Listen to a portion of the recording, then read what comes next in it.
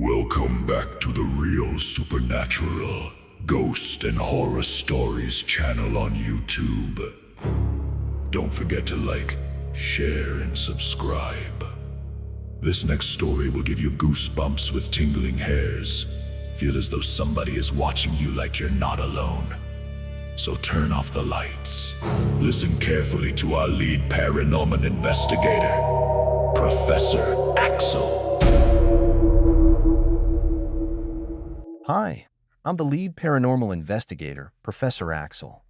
And this is a story about a haunting in Thailand, tagalong. A scary haunting about an artifact that you should never pick up and keep. Before we start, please hit like and subscribe for more stories like this. The night before Henry and Lily flew home to England, something stood at the foot of their hotel bed in Chiang Mai, perfectly still, as if it had been waiting for them to notice it. Henry woke first and saw the shape of a woman in the dark, thin, wet-haired, and bent slightly forward, with her face turned toward Lily. He could not move. Then a passing car flashed light across the curtains, and the woman was gone. Henry told himself it was a dream. He had been telling himself that for nearly 2 weeks. Their trip had begun beautifully.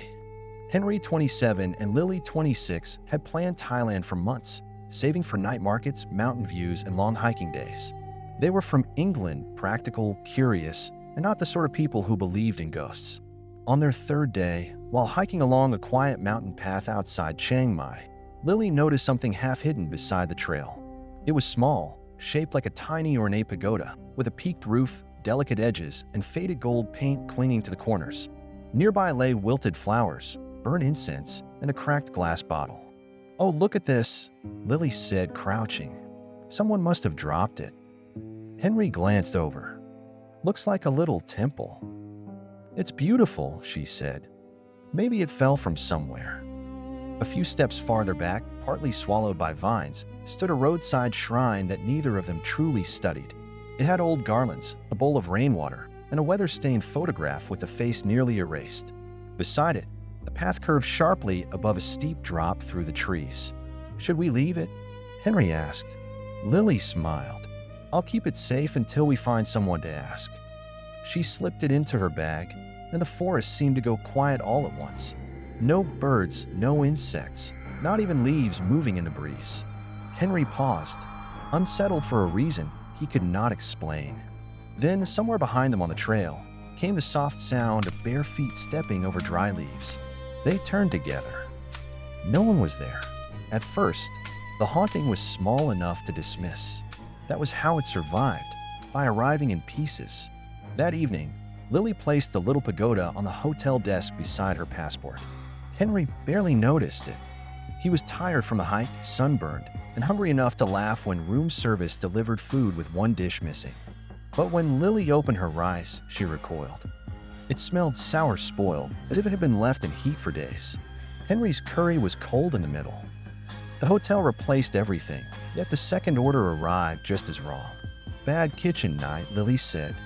"Twice," Henry muttered. The next morning, the pagoda was on the floor. Lily assumed one of them had knocked it down. Henry did not remember touching it. Later, while they were getting ready to leave, he saw a reflection in the black television screen, a woman standing behind Lily near the curtains. He spun around, but the corner was empty. Then came the other things. Wet footprints on the bathroom tile, though neither had showered. A soft scraping sound inside the wardrobe. The little pagoda moving from desk to nightstand, then from nightstand to windowsill. Lily laughed nervously when Henry mentioned it. "We're tired. Your brain's filling in gaps." But Henry's patience wore thin. On a day trip, their packed fruit turned brown and mushy before lunch, though everyone else's food was fine. That night, their room smelled faintly of incense and damp soil. When the door finally opened after several failed keycard attempts, the desk was empty. They found the pagoda in the bathroom sink, standing upright beneath a slow drip of water. "Maybe housekeeping moved it," Lily said, but her voice trembled. Henry stared at her. "Into the sink?" In the middle of the night, Lily woke to someone whispering near her ear, in a language she did not understand. She sat up and called Henry's name, but he was already awake, staring at the door. "There," he whispered. A figure stood in the darkness, narrow and motionless, with its head tilted as though listening. Then it stepped backward, not turning, and vanished into the closed door. By the final day of the trip, Lily had stopped teasing Henry. She still did not say the word ghost, but she checked corners before entering rooms, and she no longer wanted the lights turned off at night. 2 weeks of beauty had been threaded with rot, whispers, and the constant sense that something stood just behind them. Henry kept waking with the smell of rain-soaked earth in his nose. Lily dreamed of a woman sitting alone beside a mountain road, holding out both hands as though asking for something that had been taken. That afternoon, they visited a temple in Chiang Mai, hoping for calm more than anything else. The grounds were peaceful, shaded by old trees, and filled with the soft murmur of visitors moving respectfully between buildings. Inside one quiet hall, an elderly monk sat near a low table. Henry and Lily followed the custom of those around them, kneeling, bowing, and lowering their heads in respect. The monk looked at them for a moment longer than expected. Then he asked gently in careful English, "Have you had difficulty during your travels?" Henry and Lily exchanged a glance. "No," Lily said at first. "Nothing serious." The monk remained calm. "Things moving? Food turning? Presence in your room?" Lily's face lost its color. Henry swallowed. "Yes." The monk lowered his gaze. "Something came with you. Not from the temple. From a place where it belonged." For several seconds, Lily said nothing. Then her hand rose slowly toward her bag. "The little pagoda," she whispered. She removed it and placed it on the floor between them. In daylight, it looked older, duller, marked by a dark rain-like stain down one side. The monk folded his hands and began to chant in a low, steady rhythm. The air in the hall changed. Henry felt pressure gather behind his ears. Lily began to cry without knowing why. From near the entrance, a cold draft slipped across the floor. Henry turned, and for the briefest instant, saw the woman standing outside the doorway. Her face was clearer now, sorrowful rather than angry, her hair hanging wet across one cheek. She looked not at him, but at the little spirit house on the floor.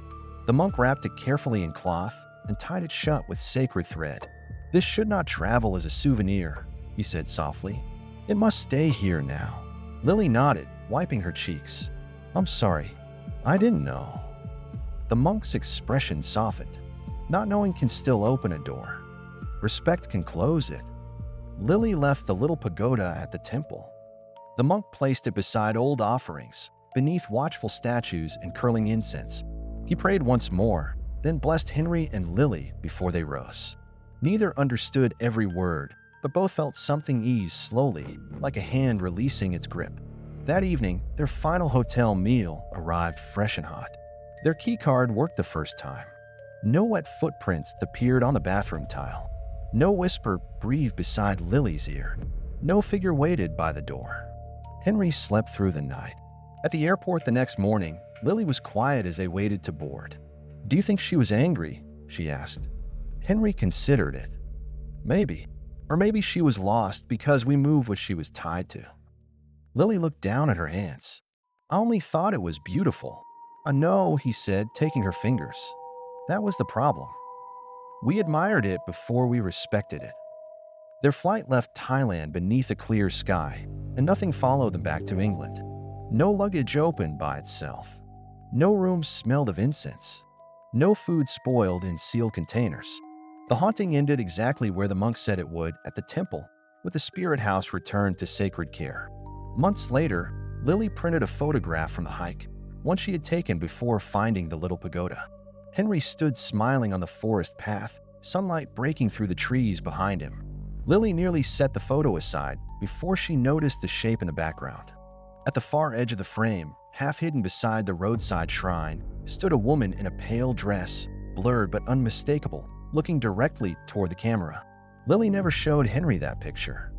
She placed it in a drawer, face down, and tried not to think about the fact that the woman had been there before the pagoda was taken, waiting, perhaps, for someone to carry her story a little farther down the road. Thank you for your support. And thank you for tuning into the darkest horror stories of your life. Some of the stories are based on true events or experiences. Please do us a favor. If you could hit like share this video and subscribe to our channel. Never listen alone, and stay tuned for new paranormal and horror stories.